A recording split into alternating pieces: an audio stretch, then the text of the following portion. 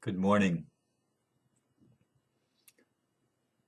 I'm going to title today's video, Our Real World of Illusions. And as I've been meditating and pondering this morning, I realize that I'm a bit scattered.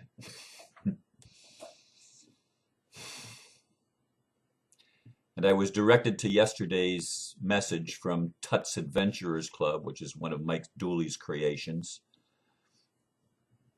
And 5 days a week I get messages from Spirit in this Adventurers Club, and you can Google it, Tuts Adventurers Club, T-U-T-S Adventurers Club. Anyway, yesterday's message was this. Your secret blessing, Ron, is that no matter where you go in time and space, you only ever have to be yourself. As courageous, vulnerable, bold, or afraid as you may feel, to find yourselves amongst friends. You're actually kind of like chocolate to other people, Ron, when you're just being yourself. Okay, thank you, Mike. That personalized message that everybody else got too, that's part of the club with their name in it, is meaningful to me. As I look at my real world of illusions,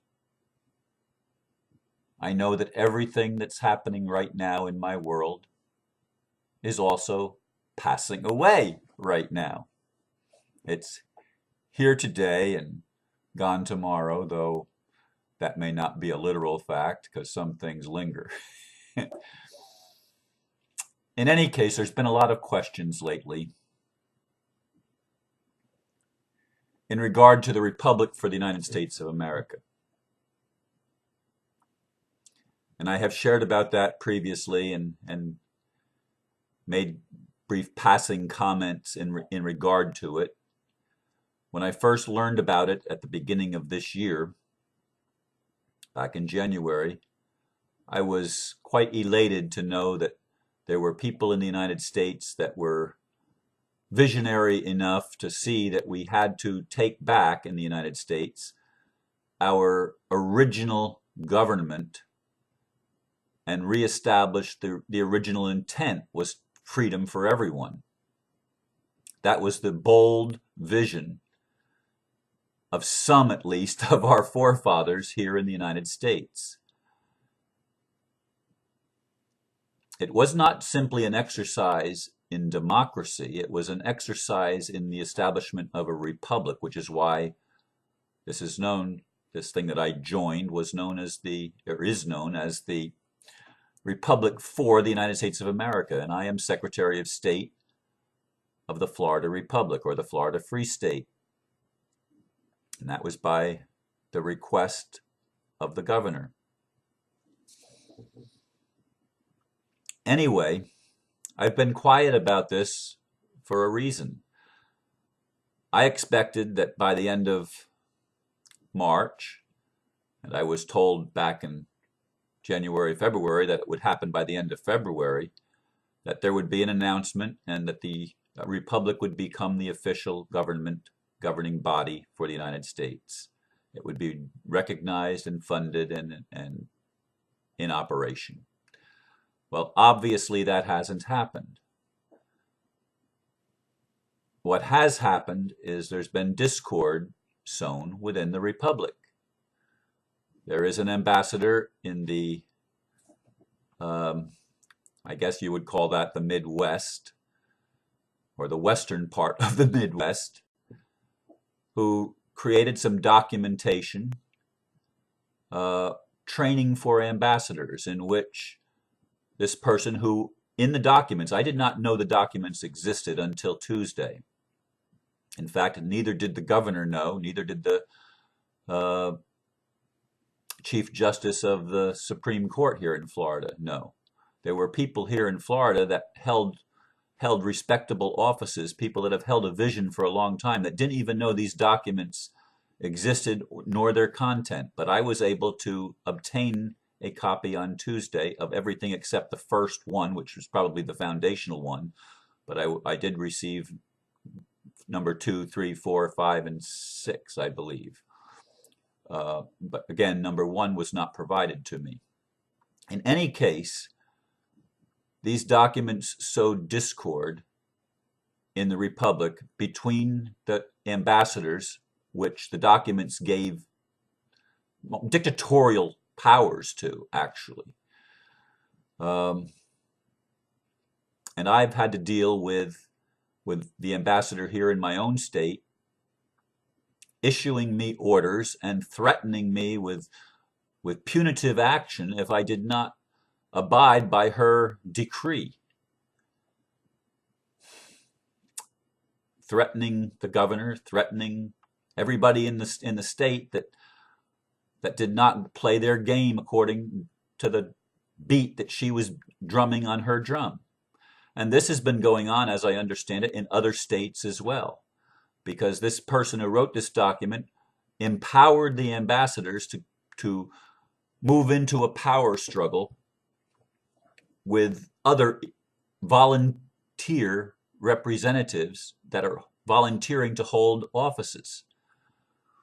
Well, you all know, I would imagine, how disruptive this is and how counterproductive it is in establishing a vision of peace and unity when disunity is being spread within the very volunteer part of the Republic that is reestablishing the Republic. So I got a pin popped into my balloon early on, and I've been carrying that in the back of my mind probably almost since I was elected Secretary of State. The first indications came the very first week when I was issued orders from the ambassador that I was not comfortable with. There's been conference calls, there's been attempts at clarification, but until Tuesday of this week, I did not understand at all where this person was coming from. I saw it purely as an ego trip.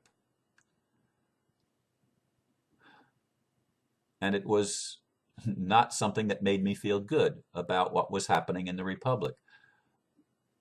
Obviously, with these MO 2, 3, 4, these MO documents, and I don't know what the MO stands for, but anyway, these documents establish a different republic than the one that I joined, a different vision.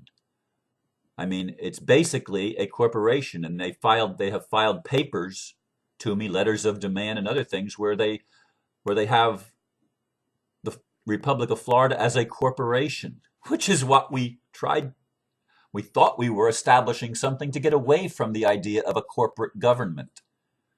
And here we have people within the very Republic itself that are operating as a de facto government. They are claiming power and rights over individuals that they don't have, saying, if you want to assemble, you have to get our permission to assemble. I mean, it's worse in many respects than the existing government that we've known in this country and other governments around the world that march to the beat of the international drummers drumming.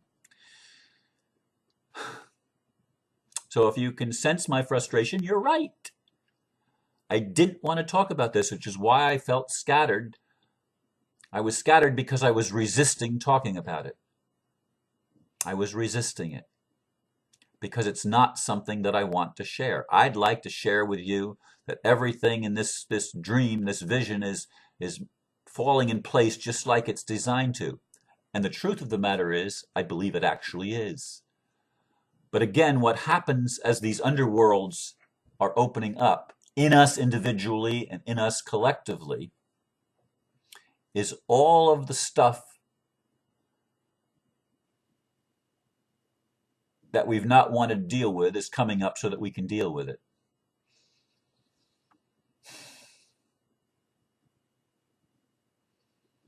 We're dealing with our real world of illusions. Our real world of an ego that sees itself as separate. And because it's afraid because of its separation, because it's afraid. It wants to control its environment and to control people in its environment. That's what the ego does when it's motivated by fear. Not just the ambassador's ego, every one of us. We're all cut from the same fabric in this illusory game that we're playing. We're all cut from the same identical fabric. So it's not that I'm throwing rocks at the ambassador or the ambassadors in the various states. I did fire off a letter to them and to others, and it will go around the republic. It will reach the highest levels of the government at national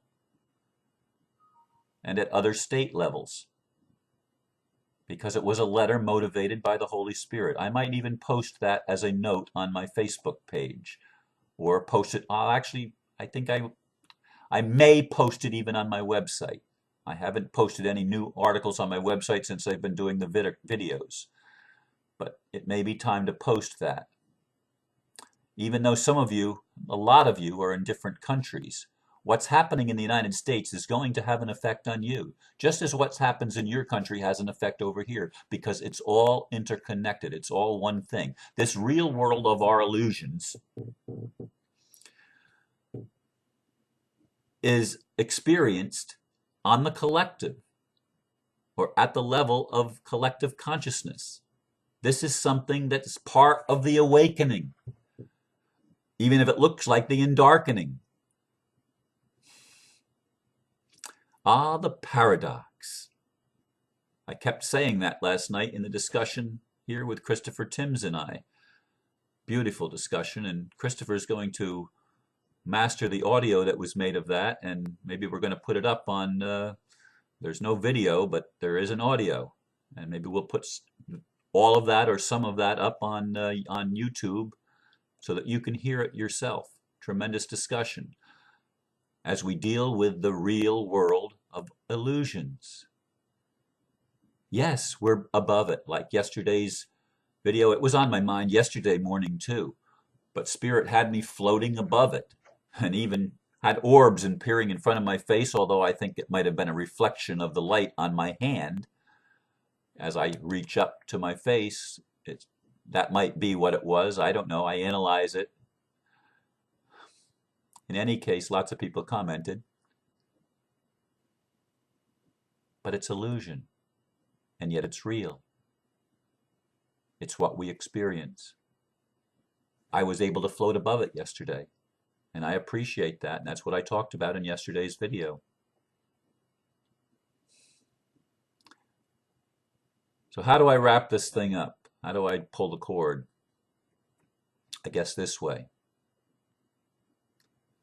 Yes, we are infinite and eternal beings.